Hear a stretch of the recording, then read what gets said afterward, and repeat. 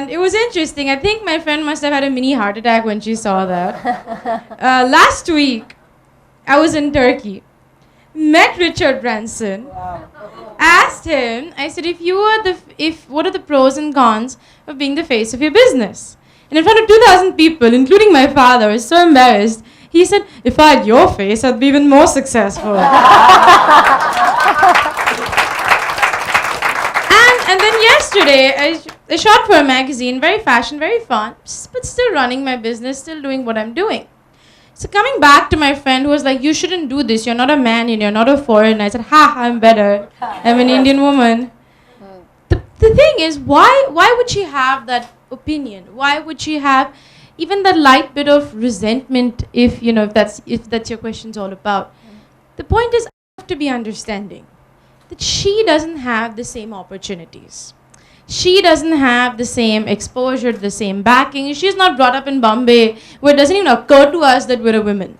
You go outside of Bombay, maybe yes, all the time the way they look at you. In Bombay, they forget. You're like, oh, okay, maybe they will look at you. In Bombay, they don't care. Everyone's equal here. In my office, the women are way, way more feared than the men, for sure. It's because they don't have the opportunity. So I think women would be incredibly supportive of other women when they are on an even keel, when they're equal. But when something is holding them back, either family, society, their upbringing, their social status, their financial status, it is bound to have that bit of resentment. So it is upon us who have the chance to bring up these other women and say, hey, it's okay for your daughter to work. And that's when we bring chances to others rather than, just feeling negative about each other. Excellent stories. Thank you. Very good. Lucky, do you feel that the women lack that support from the other female leaders? As women, we look for more role models. We look for more sounding boards, which we do not find too often. But having said that, I'd like to say that women are so strong in themselves that even with the lack of support, I think they manage to stand their own.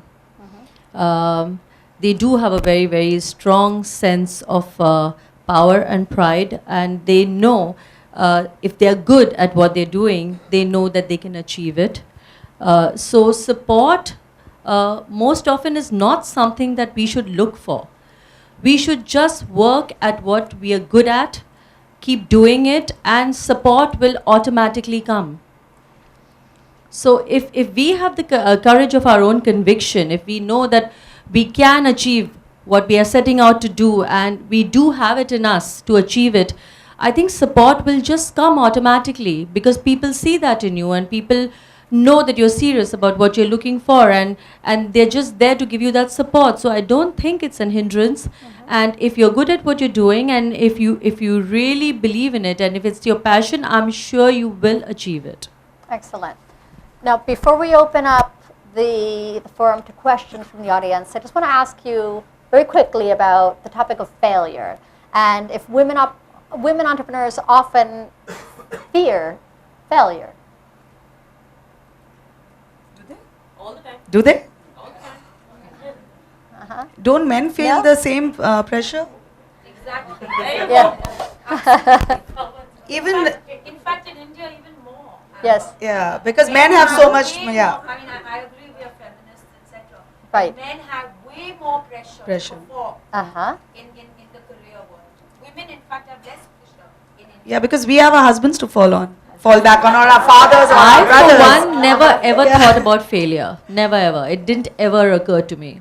Okay. I think that is one thing Yes. that women don't have. Right. In fact, the littlest thing that women do, Mhm. they're given a lot of impetus and applause because it's so uncanny, that they would reach such heights. Right. It's unexpected. Right. Ronak. So, I think I'm in a minority here. I do think that the fear of failure holds a lot of women back. So when I want to do a little thing and I want to start a little blog or a baking service out of my home, that's great.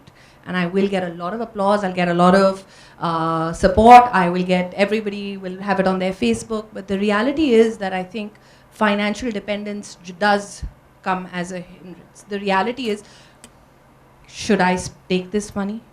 And I haven't earned it. So should I take this money and save it? Should I not just keep it for college? Because she's going to be in college in another 7-8 years. Is it worth it? What if I fail? Um, this is not money you've earned, typically. And so there is a great reservation in spending it, in taking a gamble like that, we are more prudent, I think, yes, so there is much greater responsibility on a man. I have the luxury of working or not. I suspect in my child's generation that will no longer be a choice. But I'm in that beautiful golden spot where I have the luxury of making that choice. I have all the respect and the equality and the level footing that comes with it. But I also have the ability to stop tomorrow and be looked after. My child will be looked after. College is sorted. Life is good. So that actually, in a weird sort of way, because you actually have that cushion, it actually does become a deterrent because I don't really need to take this gamble. So I do think that failure, the fear of failure is also in a lot of homes, and I'm going to step outside, honestly, almost anybody that I'm seeing here. I'm going to step outside this lot of people and tell you that not all homes are as democratic as others. In that sense, when I fail, I will also have to hear it. In a joint family, I'll have to hear it from several people. In a nuclear family, I'll still have to hear it from him. And it's his money. I wasted it. I failed. Now I'm back to sitting at home.